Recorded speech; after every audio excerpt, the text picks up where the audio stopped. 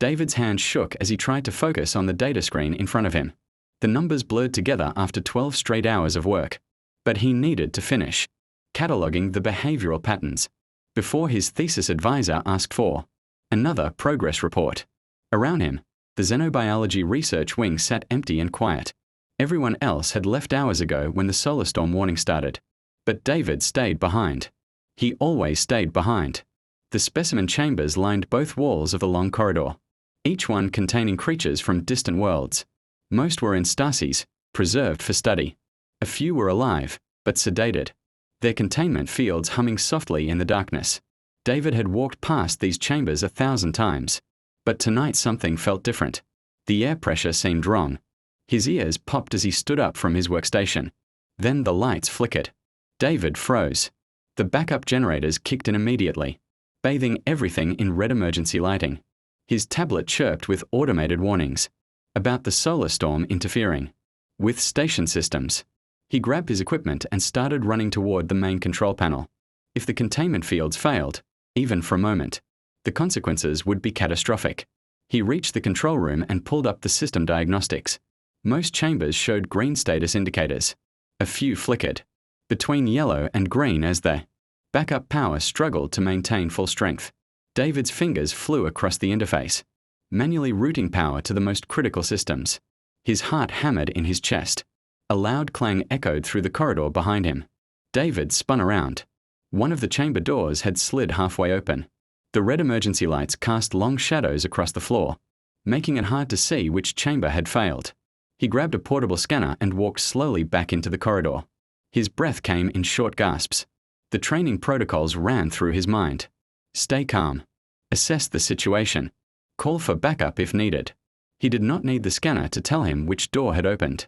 The chamber at the far end of the corridor gaped wide, its interior dark and empty. David's blood turned to ice. Chamber 73. The ravager. Every graduate student in xenobiology knew about ravagers. They came from the outer reach, a region of space so dangerous that the Galactic Council had quarantined it decades ago. Ravagers stood 7 feet, tall on 4 legs with 2 additional limbs that could function as either arms or legs, depending on the terrain. Their bodies were covered in armored scales that could deflect most weapons. Rows of razor-sharp teeth filled their massive jaws. Bioluminescent markings ran along their spines, glowing different colors based on their emotional state. The galaxy knew them as mindless killers. Entire colonies had been destroyed by ravager attacks. The creature in Chamber 73 had been captured during a military operation 6 months ago and transported to the station for study. It had been kept in deep stasis ever since, barely conscious. David stood perfectly still. His hand moved slowly toward the emergency comm device on his belt. Before he could reach it, something shifted in the shadows ahead. The ravager emerged from the darkness like a nightmare, taking solid form. Its scales gleamed dull gray in the red light. The bioluminescent markings along its spine pulsed a deep orange color. Its 6 limbs moved with fluid grace as it stepped fully into the corridor. The creature was even larger than David remembered from the initial cataloging. Its head nearly brushed the ceiling. David could not move. His legs refused to obey his brain's frantic commands to run. The ravager's eyes locked onto him. They were not the mindless, predatory eyes he expected. They looked intelligent, alert, and filled with pain. The creature took another step forward, then stopped. It tilted its massive head to one side, studying David. A low-frequency sound rumbled from deep in its chest. Not a growl, something else, something almost like a question. David's researcher instincts suddenly cut through his terror. He had spent 3 years studying predator communication patterns. He knew what curiosity looked like across dozen species. This creature was not preparing to attack. It was trying to understand what David was. His eyes tracked down the ravager's body, looking for anything that might explain its behavior. There on the creature's left shoulder, a wound poorly healed with scar tissue that looked inflamed and painful. David had read the capture reports. The military team had used barbed nets and electrified restraints. This injury had never been properly treated. The ravager made that low sound again. Its bioluminescent markings shifted from orange to a softer blue color. It took one more step forward, moving slowly as if trying not to frighten David. Something inside David's mind clicked. This was not a mindless monster. This was an injured, frightened creature that had just escaped from a cage. He thought about the animals back on Earth. Dogs, wolves, even bears. They attacked when they felt threatened, when they were in pain. When humans treated them like monsters instead of living beings. David took a deep breath. His hand moved away from the emergency comm device. He raised both hands slowly, palms out in what he hoped was a universal gesture of peace. His voice came out steadier than he expected. "It's okay. I'm not going to hurt you." The Ravager went completely still. Its markings pulsed brighter blue. David took one small step forward. Then another. His entire body screamed at him to run, but his mind knew better. Running would trigger a chase response. Showing fear would mark him as prey. He stopped just a few feet away from the creature. This close, he could see every detail. The individual scales, the intelligence in those strange eyes. The way the creature held its injured shoulder at an awkward angle to minimize pain. David slowly reached into his lab coat pocket and pulled out a basic medical kit. Every researcher carried one. He opened it carefully, showing the Ravager each item.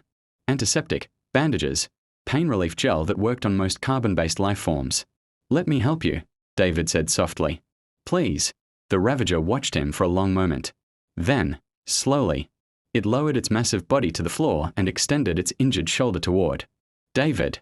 David's hand shook again, but this time not from fear. He cleaned the wound as gently as possible, talking constantly in a low, soothing voice.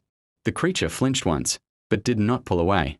When David applied the pain relief gel, the Ravager made a sound he had never heard before. A deep rumbling purr. He finished bandaging the wound and sat back on his heels.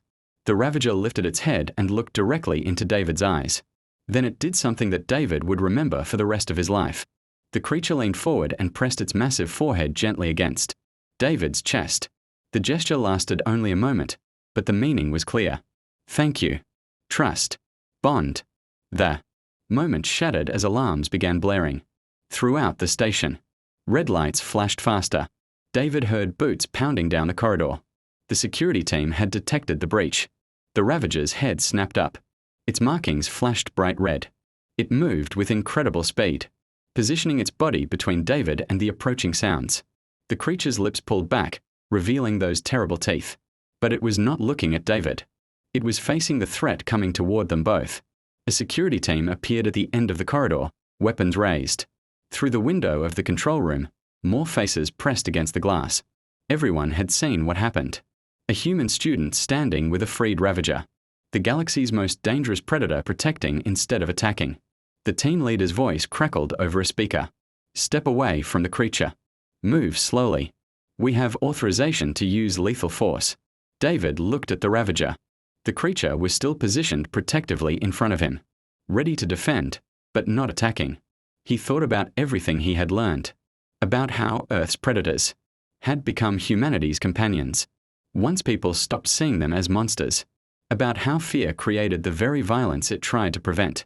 He made his decision. David stood up and walked around the Ravager to stand between the creature and the security team's weapons. He spread his arms wide. "If you're going to shoot," David said, his voice carrying down the corridor, "you'll have to go through me first." The security team hesitated. Behind David, the Ravager made that low rumbling sound again. One massive paw reached out and gently touched David's back. Not pushing, just contact. The galaxy was about to learn something new about both Ravagers and humans. Nobody moved for what felt like an eternity. David stood with his arms spread wide, blocking the security team's line of fire. Behind him, the Ravager remained perfectly still, except for the gentle glow of its bioluminescent markings, which had shifted from angry red back to calm blue. The creature's massive paw still rested lightly against David's back. More footsteps echoed through the corridors. Within minutes, half the station's personnel had gathered outside the xenobiology wing. David could see their faces through the windows. Fear, confusion, shock. Some of them were pulling out recording devices to document what was happening. A tall woman with silver hair pushed her way through the security team. Director Yara had run Orbital Station Meridian for 15 years, and her face showed every bit of the stress that came with the job. She looked at David, then at the Ravager, then back at David again. "Explain," she said. Her voice was calm, but carried the weight of absolute authority. "Explain right now why I should not give the order to neutralize that creature." David lowered his arms slowly. He chose his words carefully, knowing that lives depended on what he said next. It's not attacking. Look at it. Really, look. The creature had multiple opportunities to kill me. Instead, it let me treat its wound. It responded to kindness. Everything we think we know about ravagers is based on observations of captive, traumatized specimens. We've never studied them in peaceful conditions. One of the security officers spoke up. Those things destroyed the colony on Redstone. 3,000 people dead. I knew families there. I understand, David said. But what if those attacks happened because we attacked first? What if ravagers respond to violence with violence, just like most species do? Director Yara crossed her arms. That's a dangerous theory to test with your life, student. I already tested it. I'm still alive. An insectoid alien pushed through the crowd. Quillix was one of the senior researchers in xenobiology, with 4 compound eyes and delicate antennae that twitched constantly as they processed information. Quillix had mentored David during his first year at the station. Director, I have been reviewing the historical data while watching the situation develop, Quillix said, their translated voice clicking softly. David may be correct. Every documented ravager attack occurred after we entered their territory with military vessels, after we captured their young for study, after we established mining operations on their worlds. We have no records of unprovoked ravager aggression. Another alien stepped forward. This one resembled a bear covered in purple fur with 6 arms and gentle eyes. River worked in the Botanical Research Division, but everyone on the station knew her. She was kind to everyone and never raised her voice. I have been watching the security footage, River said quietly. The creature was careful with David, gentle. When it touched him, it was soft, protective. These are not the actions of a mindless killer. Director Yara rubbed her temples. David could see her calculating risks and consequences. The station housed researchers from 40 different species. Some of them came from worlds that had suffered under ravager attacks. This decision would not be popular no matter what she chose. I need proof, Yara finally said. Real proof that this creature will not harm anyone on this station. Can you provide that? David turned to look at the ravager. The creature watched him with those intelligent eyes. Its bioluminescent markings pulsed softly, matching the rhythm of David's heartbeat. Could he prove it?